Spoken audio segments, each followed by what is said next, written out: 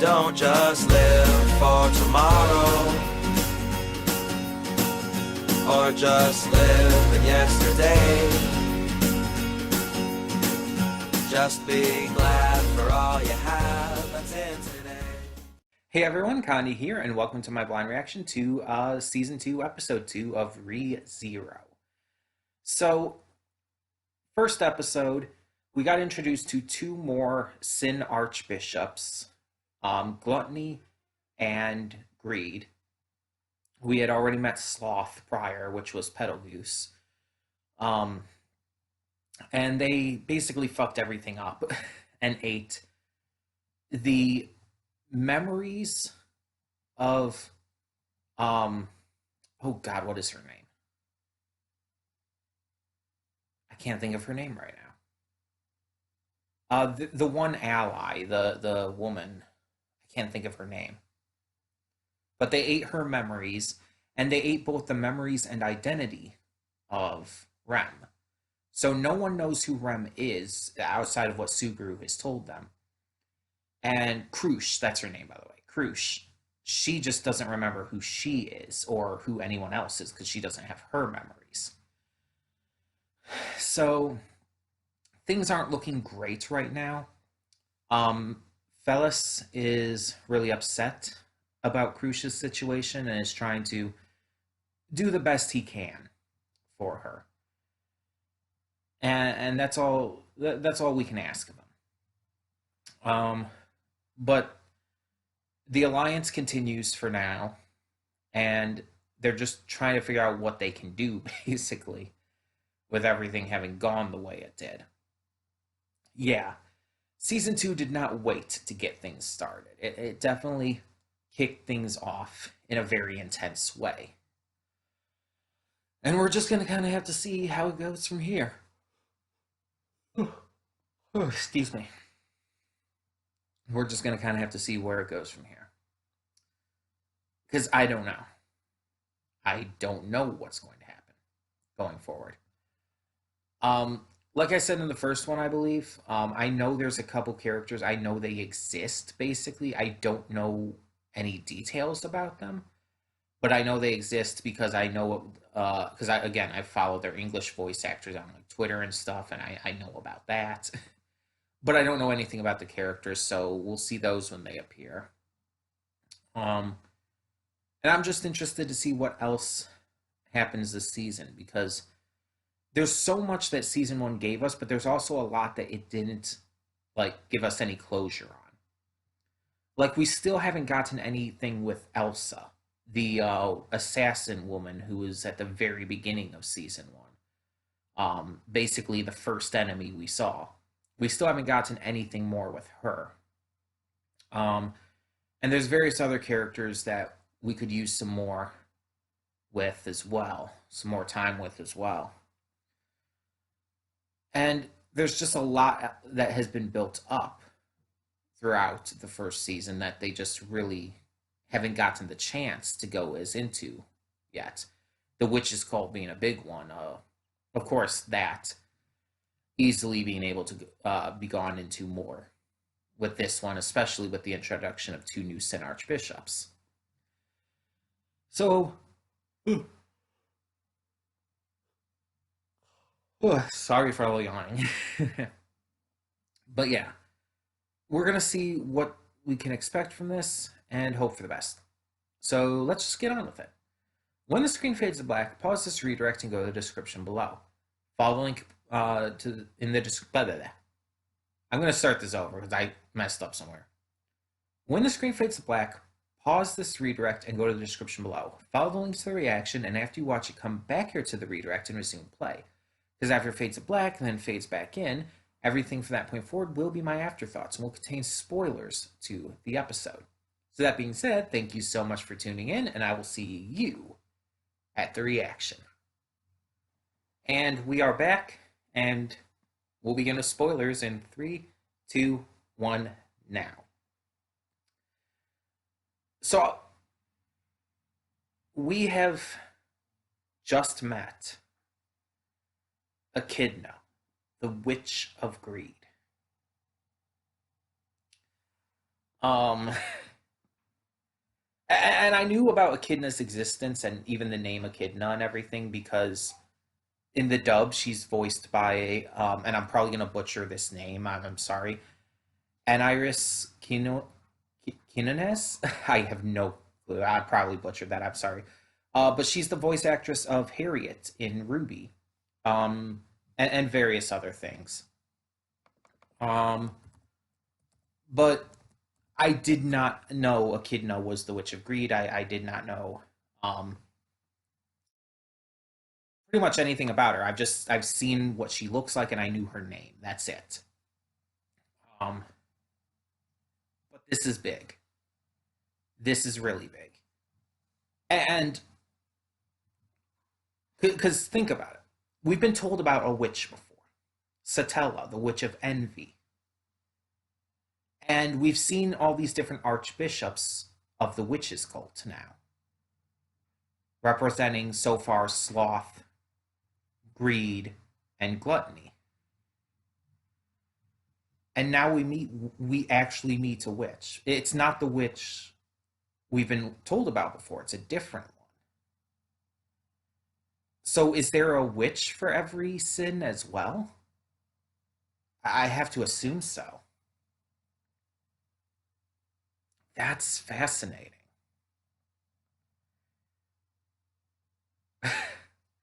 When I first when we first heard her say that in the reaction, like when I'm reacting, like I had that oh shit moment because it's like I actually thought for a second that that was Satella or something, like that was the witch we had heard about, but I knew the name was different, but I thought like maybe it could have been a nickname or a different name or something else. I don't know, but I don't know. It's just I forgot what like if they said before like what the sin that Satella had uh was representative of. I forgot if they mentioned that before. Um, so I had to look it up. But yeah, so greed and envy are very similar, but they're technically different. Um, they're two separate sins. So, but let's go back a little and talk about the rest of this episode. So Amelia, Subaru, and Otto leave with Rem's comatose body to head back to the mansion. They stop at the village first to bring the villagers home, but no one else is there. So the three of them head back to the mansion to see if they can find anything out, because they have no idea where the sanctuary where Ram took everyone is. And they meet Frederica. Frederica is a former maid of Roswell's mansion who has come back into service, recruited back by Ram. Um, she is a demi-human and seems to be pretty damn nice. Like there's no issue I can see with her so far. It's just like with this series, you almost kind of don't trust everyone right away. So it's like you almost feel suspicious of her, but at the same time, I think she can be trusted. Subaru seeks out and finds Beatrice and brings up everything to her, shows her the gospel and everything. And two big things happen during this conversation. One, she briefly reveals that she knows Pedalgeist. Pedal Goose. There we go. She knows, or I guess knew, who Pedal Goose was. And the way she reacted to about it, the things she said and everything, made it sound like she not only knew him, but probably had like a deep connection to him. Like there was something more there for sure. Um, but then also she got really emotional when talking about the sanctuary and about the witches cult and everything, and something was clearly up. She gave Subaru the information on how to find out what he needed to know, but would not tell him directly. And I think that there's something more to that. But on top of that, they also mentioned, like when first bringing up Beatrice before Subaru went to talk with her, that he needed to see the spirit of the library or something in reference to her. So is she a spirit? Like, I just kind of assumed she was just like a person, like a magic user or something. I mean, the idea of her being a spirit, I guess maybe never crossed my mind because I really the only spirits we've seen are either the smaller, lesser spirits that are more in the like the glowing light forms, or Puck, who's a cat. It's like I never really thought of the idea of maybe a spirit could manifest in a form of a just a regular looking person, pretty much. I mean, outside of her eyes being a little weird, but again, it never really just crossed my mind that there could be anything more like to that. But they didn't go into any big details with it here either, so maybe they'll talk more about that in the future. But either way, they get Frederica's help, and although she'll be staying at the mansion, um, with help from Petra, Petra has been apparently recruited into working as a maid there to help out. Um, Otto, Amelia, and Subaru head out to try and find the sanctuary with the instructions they were given by Frederica. They're told to watch out for this mysterious person named Garfield who's supposed to be trouble along the way. And while they're on their journey, the stone they were given by Frederica starts glowing, and Subaru is suddenly, without warning, alone in a deeper part of the forest next to these ruins, and is then suddenly in a grassy plain where that's where Echidna is. And it's like just a lot of questions just dumped on us really quickly. A lot of things that we just really need answers for. And I feel like it fits with the series. Like the just really the suddenness of that, I feel just really worked for this series. It really felt like it just fit. But that being said, it also was pretty intense to just throw that on us at the end of an episode. Um, that's a big deal. And what does this mean? Why is just Subaru there? Is he only there in like spirit? Is his physical body still in the cart? What's happening with Otto and um Amelia?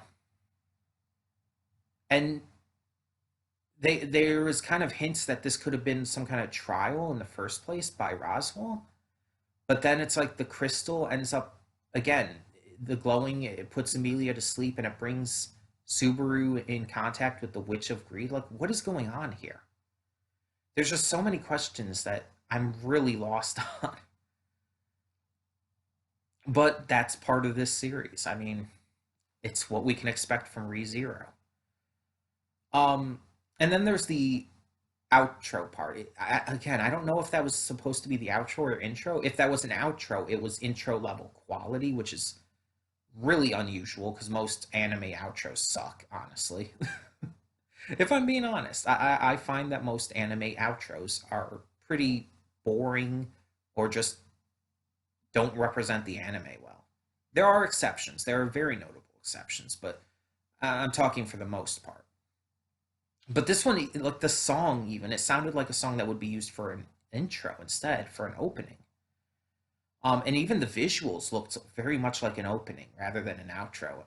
The only thing that makes me think it could have been an outro was the scrolling credits, but that could have just been done for this episode. It's like, oh yeah, we'll show you the intro now that Echidna's actually made her debut because she was notable in the intro. Um, but we'll still have the credits rolling over. That could have been the case. But it's hard to say. I guess we'll have to wait to see till next episode. But it's like I don't know what's going to come of this. Because it's like everything leading up to that in this episode was going pretty smoothly. I mean, fairly well. There was some big reveals and big information dropped, but nothing felt like too intense.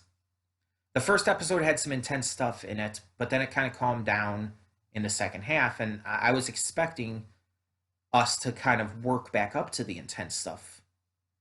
And most of this episode, I guess, did that, but I just didn't expect something this big to happen here.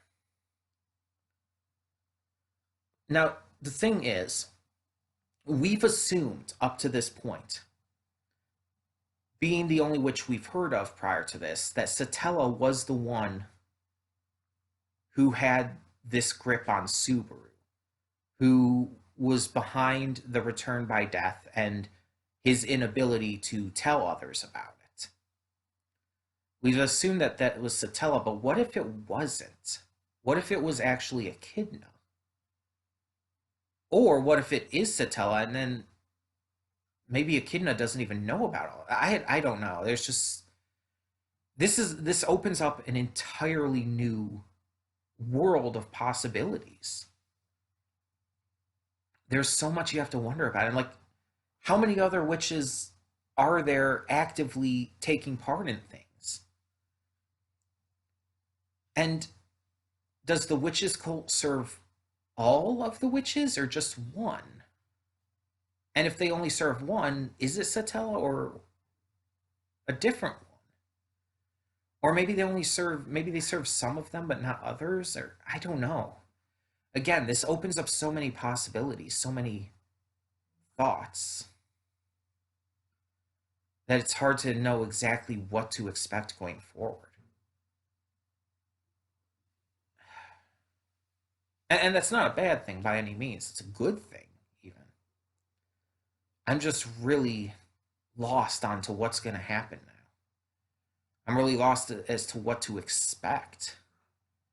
That, like, again, that completely threw everything off in terms of what's currently happening and everything, really. We'll just have to see. We'll have to see where this goes, where this meeting with Echidna goes, like what she's like as a character. Maybe in the end she can help them. Maybe she ends up becoming an ally. Or maybe she's a psychotic bitch and is one of the worst bad guys of this season. I don't know. The intro outro thing, whatever it actually was, did show Elsa though, so I can presume that means she's coming back this season. I don't know when, but I presume that means she's coming back. And that also raises questions. There's not really much else I can say right now because so much of my thoughts are just a jumbled mess of theories, ideas, and confusion. Because of, again, like I said multiple times now, this has thrown everything out of whack. It's just completely thrown everything off and makes things so much more complicated and more intense, and it's just that much harder to know what to expect or to even understand how to expect anything with this series. But that's going to make it more interesting to see what it does, at least. So, yeah. I guess we'll see how it goes. We'll see what happens next week for the next episode and take it from there. Tell me in the comments what you thought of Season 2, Episode 2 of ReZero, and thank you so much for tuning in. For now, I'm Connie, and I'm signing off. See y'all next time.